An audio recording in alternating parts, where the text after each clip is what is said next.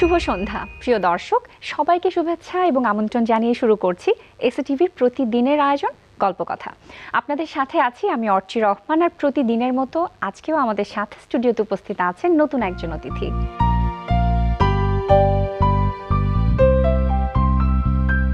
প্রিয় দর্শক, আজ আমাদের সাথে স্টুডিওতে উপস্থিত আছেন প্রভাষক, কবি এবং পর্বতারোহী জয়নাব শান্ত। কেমন আছেন? ভালো আছি, আপনি ভালো আছেন? অনেক ভালো আছি এবং অনেক অনেক শুভেচ্ছা আমন্ত্রণ জানাচ্ছি আমাদের গল্পকথার আয়োজনে আসবার জন্য। আপনাদেরকেও ধন্যবাদ জানাচ্ছি আমাকে আজকে অনুষ্ঠানে আমন্ত্রণ জানানোর জন্য। ধন্যবাদ। প্রথমে কিন্তু আমি তিনটা বিষয় নিয়ে আপনার পরিচয় করিয়ে দিয়েছি। প্রত্যেকটা বিষয় নিয়েই শুনতে চাই, কারণ মনে হচ্ছে অনেক কিছুই জানবার আছে, অনেকগুলো বিষয় নিয়ে গল্প করব। লেখালেখির প্রসঙ্গে যদি আসতে চাই, ঠিক শুরুটা কবে থেকে? আপনার একটি কবিতার বই বের হয়েছে 2015-তে। লেখালেখি করেছি ছোটবেলা থেকে, তো আসলে লেখার অভ্যাসটা ছিল। আচ্ছা। যখনই সময় পেতাম গল্প লিখতাম বা কবিতা ছড়ার মতো করে লিখতাম ছোটবেলায়। আর ডায়েরি লেখার খুব অভ্যেস ছিল। আচ্ছা। প্রতিদিন কার নতুন নতুন অভিজ্ঞতা, মজার মজার অভিজ্ঞতা বা অনুভূতিগুলো নিয়মিতভাবে ডায়েরির পাতায় লিখতাম। আচ্ছা। তারপরে সাহিত্যের প্রতি আমার একটা ভালোবাসা ছিল এবং সে কারণেই পরবর্তীতে বিষয় নির্বাচনের ক্ষেত্রে বিশ্ববিদ্যালয়ে সাহিত্যকে বিষয় হিসেবে নির্বাচন করেছি, বেছে নিয়েছি। সাহিত্যের উপরই স্নাতক এবং স্নাতকোত্তর করেছি। ফলে সাহিত্য নিয়ে পাঠ করতে গিয়ে স্বভাবতই লেখালেখির ব্যাপারটি আসে। এবং যখনই স্টুডেন্ট লাইফে ছিলাম ইউনিভার্সিটিতে, তখন নিয়মিতভাবে লিখতাম, কবিতা লিখতাম, গল্প বা প্রবন্ধ লিখতাম। এখনও লিখছি। এখন যেহেতু শিক্ষকতা পেশায় আছি, পেশার প্রয়োজনেও যেমন লিখতে হচ্ছে, সৃজনশীল এবং মননশীল দুরকম লেখাই লিখতে হচ্ছে এখন, এবং মনের আনন্দেও লিখে যাচ্ছে। আচ্ছা, এই যে বলছিলেন যে ডায়েরি লেখার যে অভ্যেসটা ছিল, এটা কিন্তু খুব চমৎকার একটা অভ্যেস। এখন মনে হয় অনেক কমই এই অভ্যেসটা আমাদের মধ্যে আসলে আছে। আগে ছোটবেলায় বেশ একটা লেখালেখি করা হতো। সেটার পেছনে আপনার অনুপ্রেরণা কি ছিল? হ্যাঁ, এখন আসলে ডায়েরি লেখার অভ্যেসটা এখনকার জেনারেশনের মধ্যে কিন্তু নেই এবং একদমই দেখি না। কারণ আসলে ফোন আসার ফলে, মোবাইল ফোন আসার ফলে সবাই আসলে ফোনেই বেশি লিখছে। কিন্তু ডায়েরি লেখার মধ্যে কাগজে কলমে লেখার যে একটা আনন্দ অনুভূতি ছিল, মনে হতো যেন জীবন্ত কাউকে লিখছি, মনে হতো যেন কাউকে চিঠি লিখছি। এবং চিঠি লেখার ব্যাপারটাও কিন্তু হারিয়ে গেছে। তো চিঠি লেখার মধ্য দিয়ে আসলে যেরকম অব্যক্ত কথাগুলো যতটা সুন্দরভাবে লেখা যেত, যতটা সাহিত্যের মতো করে, অনেক সময় কেজো চিঠির বাইরেও কেজো চিঠিটাও অনেক সময় সাহিত্যের ভাষায় অনেক সুন্দর হয়ে উঠতো। তো এই বিষয়গুলো আমার খুব ভালো লাগতো। এবং দেখা যেত যে আমি হয়তো আজকেই লিখছি, আগামী 2 বছর পর, 3 বছর পর আমার এই অভিজ্ঞতাগুলো যখন আমি পড়ছি, হয়তো অনেক স্মৃতি আমার মধ্যে হারিয়ে গেছে। তখন আবার যেন যখন পড়ছি, আবার যেন ওই পুরনো সেই সময়টাই চলে এসেছে, নস্টালজিক হয়ে যাচ্ছে, সেই অনুভূতিতে আবার ফিরে যাচ্ছে। চমৎকার একটা অনুভূতির কথা শুনছিলাম।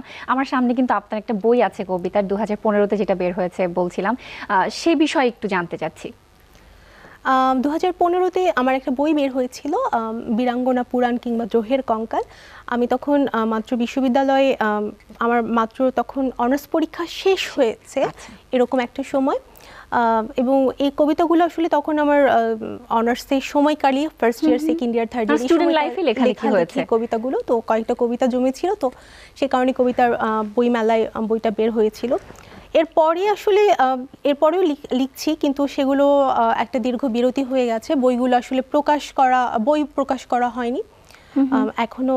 এই বছরও বেশ কিছু বই পরিকল্পনা আছে, কবিতা এবং প্রবন্ধ। আচ্ছা, সে বিষয় তো শুনবো, তবে এই মুহূর্তে যদি এই বইটি থেকেই কবিতার কয়েকটি লাইন শুনতে চাই, কোন কবিতাটি শোনাবেন? ঠিক আছে।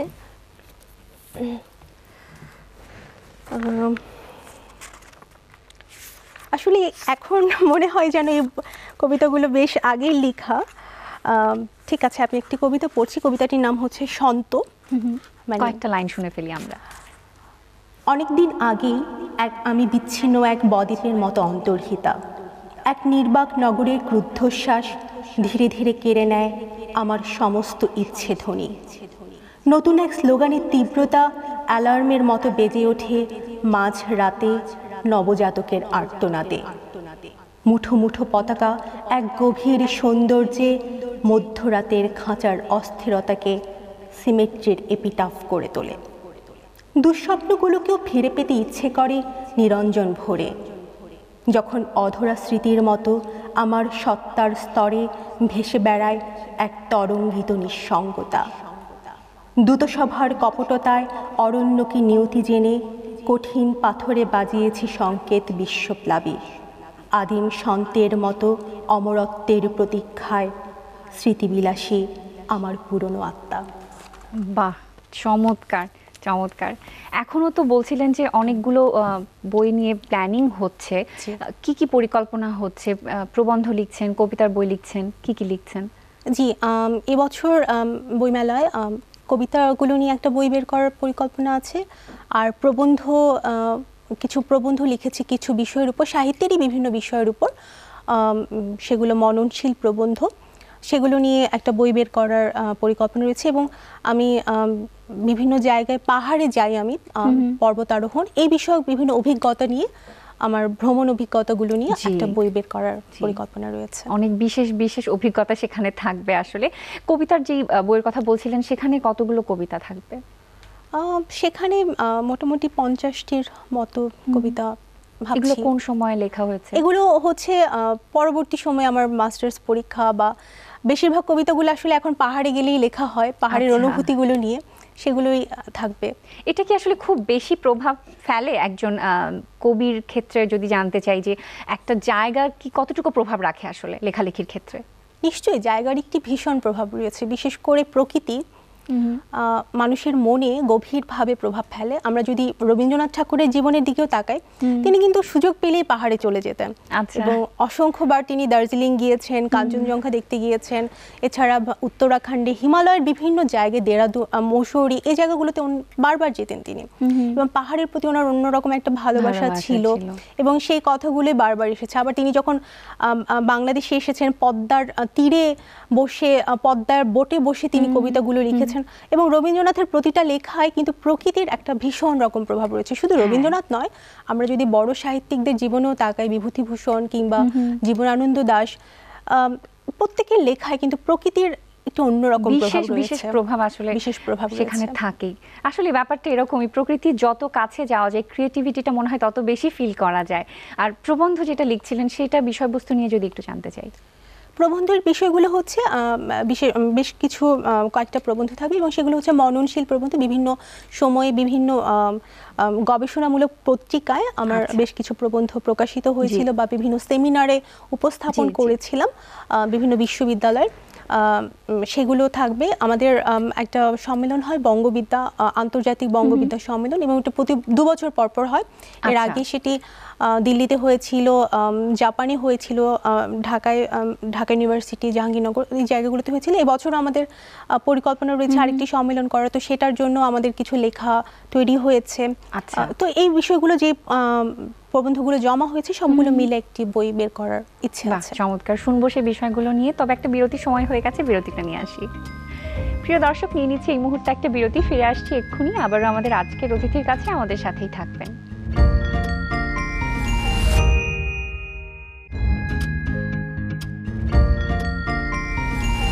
দর্শক, বিরতির পর আবারও ফিরে এলাম গল্পকথার আয়োজনে। আপনাদের সাথে আছি আমি অর্চি রহমান, এবং আমাদের সাথে স্টুডিওতে উপস্থিত আছেন প্রভাষক, কবি এবং পর্বতারোহী জয়নাব শান্তু।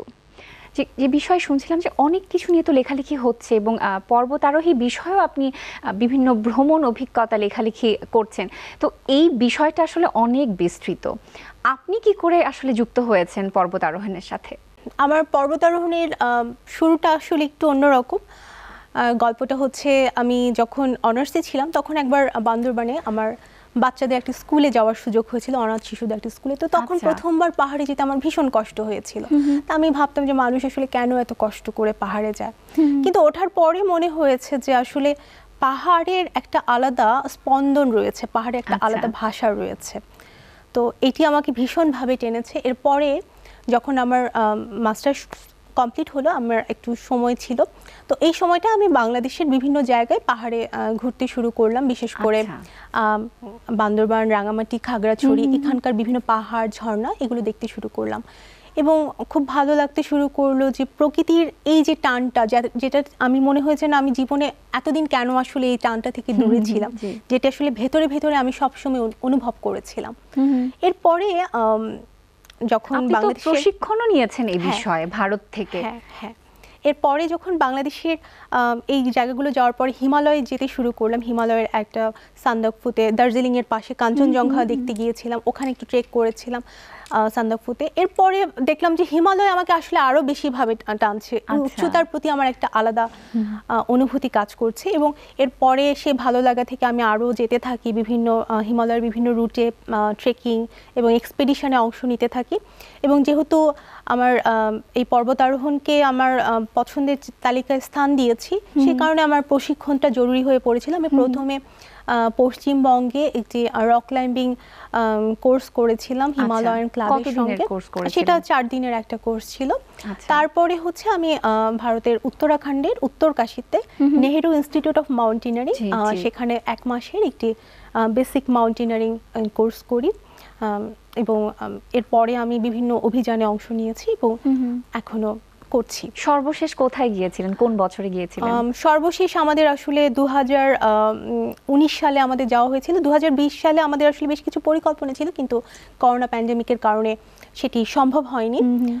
তো লাস্ট যে 2019-এ গিয়েছিলাম, 2019-এর শুরুতে গিয়েছিলাম একটি শীতকালীন উইন্টার ট্রেকিংয়ে গিয়েছিলাম কেদারকান্ঠে। এরপরে আমার ট্রেনিং নেওয়া হয়েছিল, তারপরে ইয়ালাপিক এক্সপেডিশনে গিয়েছিলাম, এবং সর্বশেষ আমি লাদাখে কাংয়াতসে পিকের একটি এক্সপেডিশনে গিয়েছিলাম। বাহ, এমন সব লোকেশনে যেগুলো আসলে সবাই তো সাহস করেই না, বাট তারপরেও আমাদের জন্য তো আসলে অনেক কিছু মনে হয় যে কঠিন একটা ব্যাপার। এই বিষয়ে যদি একটু জানতে চাই যে আপনি তো প্রশিক্ষণ নিতে ভারতে গিয়েছিলেন, আমাদের দেশে আসলে এমন কি ইনস্টিটিউট আছে বা সেখানে কতটুকু প্রশিক্ষণ নেওয়ার সুযোগ আছে? আসলে আমাদের দেশে যেহেতু পর্বত নেই, পাহাড় আছে, এবং সেগুলোর উচ্চতা আসলে খুব বেশি নয়, কাজেই পর্বতের প্রশিক্ষণ নিতে গেলে আসলে বরফের কাছেই যেতে হয়। এবং যেহেতু আমাদের দেশে বরফ নেই, সুতরাং আমাদের দেশে ওই ধরনের মাউন্টেনিয়ারিং ট্রেনিংটা নেওয়ার সুযোগ নেই, এবং সেরকম কোনো ইনস্টিটিউট এখনো গড়ে ওঠেনি। আচ্ছা, তবে কিছু কিছু ব্যক্তি মানুষের উদ্যোগে কিছু কিছু সেক্টরে আমরা যারা ইতোমধ্যে ওখান থেকে প্রশিক্ষণ নিয়ে এসেছেন বা পর্বতারোহণ করছেন, তাদের মাধ্যমে আমরা এখানে বেশ কিছু ছোট ছোট ট্রেনিংয়ের ব্যবস্থা করি, যেমন কিছু টেকনিক্যাল পার্ট, জুমারিং, ক্লাইম্বিং, র্যাপলিং, এগুলো আমরা আমাদের এখানকার পাহাড়ে গিয়ে আমরা মাঝে মাঝে প্র্যাকটিস করানো হয়। আমাদের নিজেদেরও একটা গ্রুপ আছে অল্টিটিউড হান্টার নামে, আমরা এখান থেকেও মাঝে মাঝে এগুলো পরিচালনা করি। এবং বাংলাদেশে আরও বেশ কিছু এরকম ধরনের, যেমন বিএমটিসি বলে একটি ক্লাব আছে, তাদের মেম্বারদেরকে নিয়ে হয়, বা রো4, এই ধরনের বেশ কিছু সংগঠন আছে। তো তাদের মধ্য দিয়ে আসলে আমরা এই কাজগুলো, বা আমাদের মধ্যে যারা প্রশিক্ষিত আছেন, যারা ইতোমধ্যে ওখান থেকে প্রশিক্ষণ নিয়ে এসেছেন, তারা এই বিষয়গুলোতে, যারা তরুণ নতুনভাবে তারা যেতে চাচ্ছেন, তারা এই বিষয়গুলো প্রাথমিক প্রশিক্ষণ দিয়ে থাকেন। বা আমাদের মধ্যে যখন কেউ ভালো করছে, তার মধ্যে এ ধরনের ডেডিকেশন আছে যে সে সামনে আরও ভবিষ্যতে পর্বতারোহণ করতে চায়, তখন তো আমরা তাকে ভারতে বা নেপালে আমরা তখন মাউন্টেনিয়ারিং কোর্সের জন্য তখন তাকে পাঠানো হয়। আচ্ছা আচ্ছা, আরও শুনবো, তবে আবারও ছোট্ট একটা বিরতির সময় হয়ে গেছে, বিরতিটা দিয়ে আসি। প্রিয় দর্শক, এই মুহূর্তে নিয়ে নিচ্ছি আরও একটা বিরতি, ফিরে আসছি এক্ষুনি, আমাদের সাথেই থাকবেন।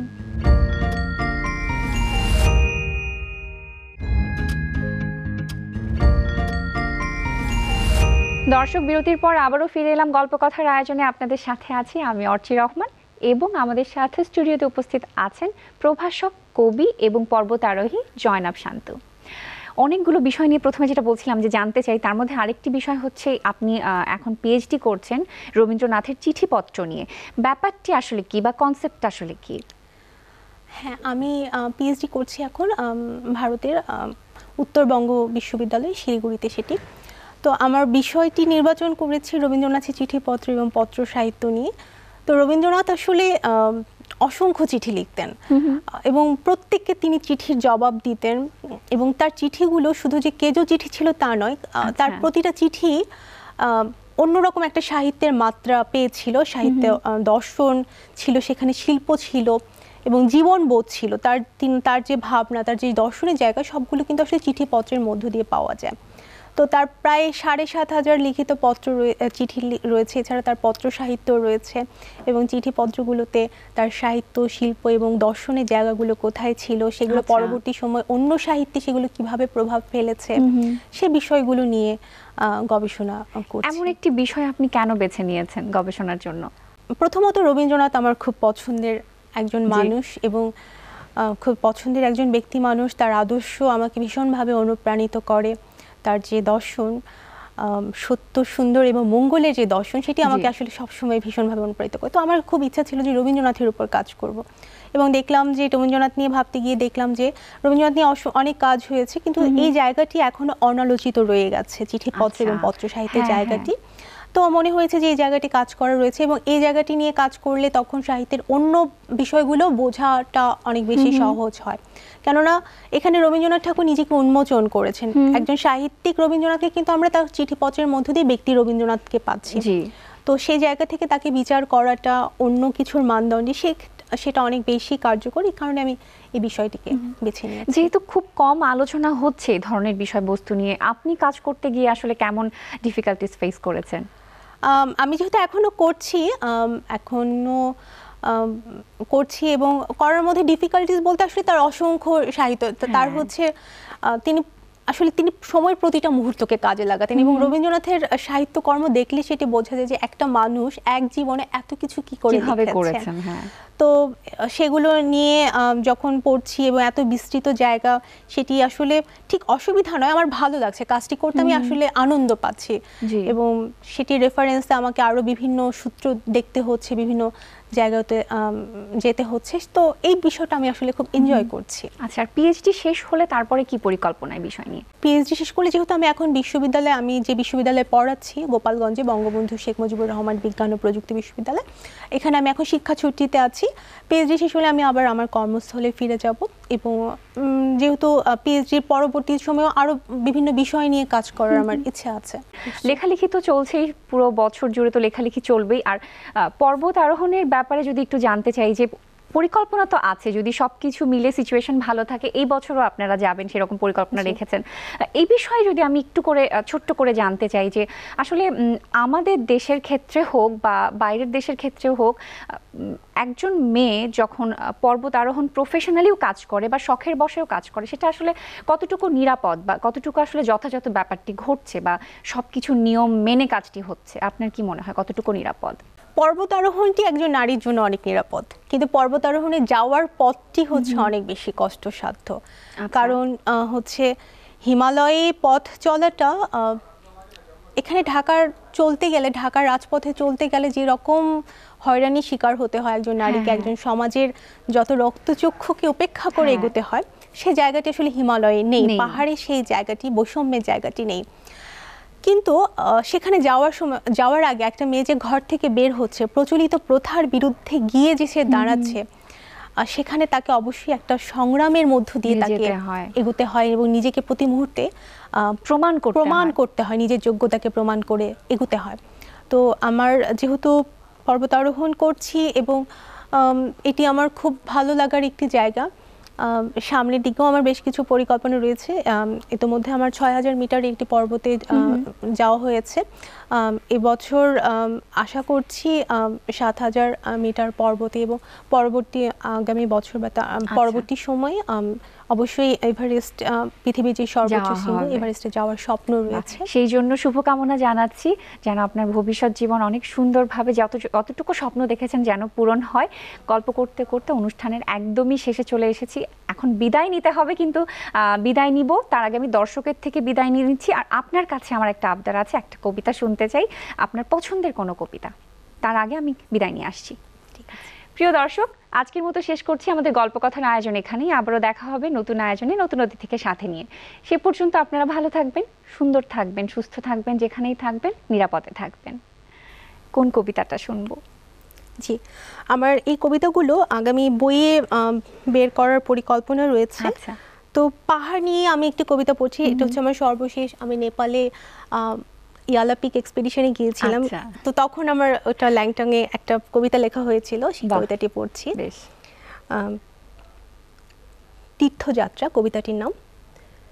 আদি আর অনন্তের মাঝামাঝি সমস্ত বিস্মৃতি পুঞ্জের জলজলে দৃক রেখা, ছায়াহীন অবিরামে মেঘ আর তুষারের তীর্থযাত্রায় আমাদের থাকে অপবোধে প্রশ্নবোধক প্রণালী। তবুও একদিন সমস্ত বিভেদের পথ ভুলে প্রেমে আর সংঘাতে দাঁড়াবো দুজন ভূমিকাহীন। পাহাড়ি পথ, চেনা রিক্ততায় হিমবাহ, গ্লেসিয়ার নীলচে কাতর, সেখানে বুদ্ধের স্মরণে হাসে চেনা গলি, পাথুরে সকাল। এই হয় জীবনের মানে, যদি এই হয় নানা ইতিহাস, পুরনো ক্লেভার্স, ডুবহীন বর্ণচোরা, গিরিশিরার মাঝখানে আমরা দুজন একেবারেই অচেনা মুখোমুখি। হয়তো কোনোদিন দেখা হয়নি আমাদের, জানাশোনাহীন প্রার্থনার ফর্দের মতো দুহাত তুলে দাঁড়াবো আবার। এসো তুমি, বরং এসো তুমি আমার পথ ভোলা বিষণ্ণ সন্ধ্যায়, জেগে থাকবো দুজন সম্বন্ধহীন তুষারিত অন্ধতায়। ধন্যবাদ।